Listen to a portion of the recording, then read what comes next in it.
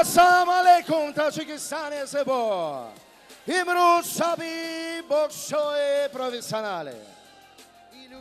дар хасри теннис ва маҷмӯаи варзишии обии душанбе таҳти унвони шоми чемпионҳои ассотсиатсияи байналмилалии бокс ё худ IBA мусобиқаи байналмилалӣ бо иштироки беҳтарин мушзанҳои Тоҷикистон ва кишварҳои хориҷ баргузор шуд. раиси маҷлиси миллии маҷлиси олии ҷумҳурии Тоҷикистон, раиси шаҳри Душанбе муҳтарам Рустами Эмомалӣ дар мусобиқаи бокси касбӣ таҳти номи шоми чемпионҳои IBA ба ҳайси меҳмони фахрӣ ҳузур доштанд. ҳамзамон меҳмони дигари ин чорабинии муҳташами варзишӣ, мужзани маъшҳури амрикоӣ, қаҳрамони мутлақи ҷаҳон ва яке аз чеҳраҳои маъруфи ҷаҳони бокс Рой Ҷонс маҳсуб меёфтанд. Миёни рақобатҳои ин мусобиқа варзишгарони тоҷик Шафқат Раҳимов, Баҳодур Усмонов, Акмал Убайдов ва Шамшер Саидов рақобатҳои навбатии худро дар бокси касбӣ анҷом доданд.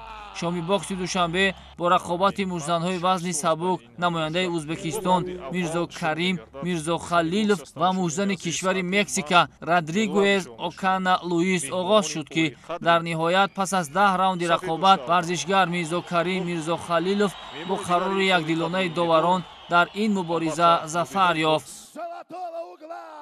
Albatta bilen aziz. Albatta. Monis takip kardem. Saidov. Oysta вороди майдон мекардад. дар ин мусобиқа мужзани тоҷик Саидов Шамшер дар рақобатҳои вазни 67 килограмм бо ҳарифаш 6 раунд рақобат намуд ва назар ба намояндаи Қирғизистон Сулаймонбек Улу Акжол фаъолтар буд ва дар ниҳоят бо қарори доварон музаффарият ба даст овард. Шамшер Саидов яке аз умедҳои асосии бокси тоҷик буда дар ояндаи наздик мақсад дорад, ки дар арсаи байналмилалӣ ҳунари воло нишон дода парчами Тоҷикистонро парафшон бинамояд. В этом бою свою заслуженную победу одержал боец из золотого угла. Ваши аплодисменты. Albatta bilen aziz. Misli. Saidov, Tojikiston. Albatta misli. Akmal Ubaydov. мужзани дигари тоҷик Убайдов Акмал дар вазни 57 килограмм муқобили Сергбой Аслюжан аз Қазоқистон ҳунарнамоӣ кард. Акмал Убайдов тавонист бо зарбаҳои ҳадафрас ва қавии худ бар муқобили рақибаш имтиёзҳои заруриро ҷамъоварӣ бинамояд ва ҳамин тавр бо қарори доварон ин варзишгари тоҷик ғалаба ба даст оварда тавби мухлисони бокси кишварро болида намуд. Победу в этом бою одерживает боец из золотого угла ринга. Albatta bilen aziz. Пирӯзӣ муборак Акмал Убайдов тавонист дар 6 раунд бартариро ба даст биёварад. Из Таджикистана Баҳодур Усмонов. яке аз рақобатҳои асосии шоми бокс ин муборизаи мужзани соҳибноми тоҷик барандаи нишони биринҷии чемпионати ҷаҳон дар соли гузашта ва чемпиони Осиё Баҳодур Усмонов бо ҳарифаш Ҷовид Ҷалабиев аз Озарбойҷон маҳсуб мешуд. ин мушзанҳо дар вазни 63 килограмм барои дарёфти унвони чемпиони Осиё рақобат карданд. ин мубориза низ то охир идома кард ва Баҳодур Усмонов бо қарори доварон бар Ҷовид Ҷалабиев пирӯз шуда унвони қаҳрамонии Осиёро аз рӯи фарзияи IBA ба даст овард. Баҳодур дар бокси касбӣ мужзани шикастнопазир маҳсуб мешавад. بله عنوان قهرمان آسیایی بهادر عثمانوف به دست می‌آورد. حالا این شادی مردم است که برای پیروزی بهادر عثمانوف توانست که این کمربند قهرمان آسیا را به میان بندد. آفرین عجب جلوی داشت این کمربند. مبارزه خیلی خوب و خیلی جالب بود که بهادر طریق آواز یک دیلانه داوران در اینجا پیروز شد. Tojikiston Shavkatjon Rahimov. اکنون نوبت به وارد شوی شفقت رحیموف است.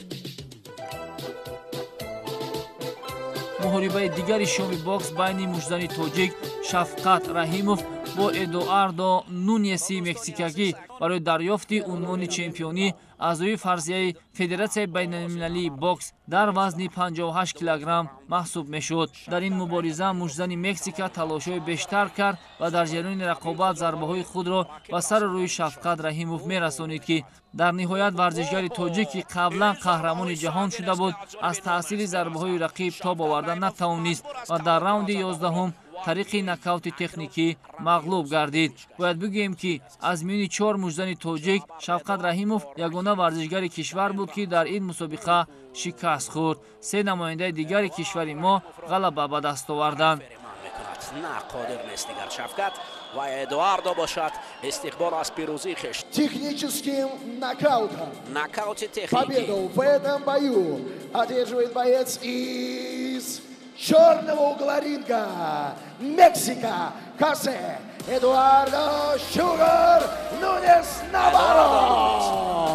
مکزیکویی طریق نокаут техники و 28 ساله است رقیبیو.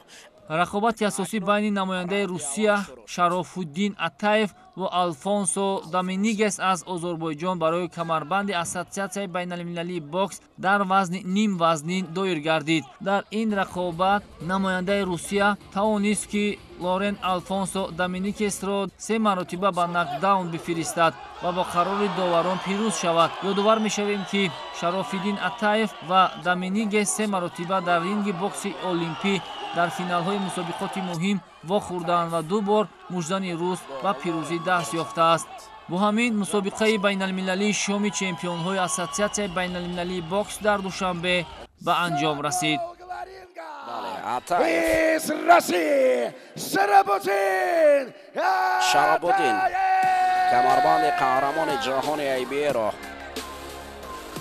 ба миён мекунад.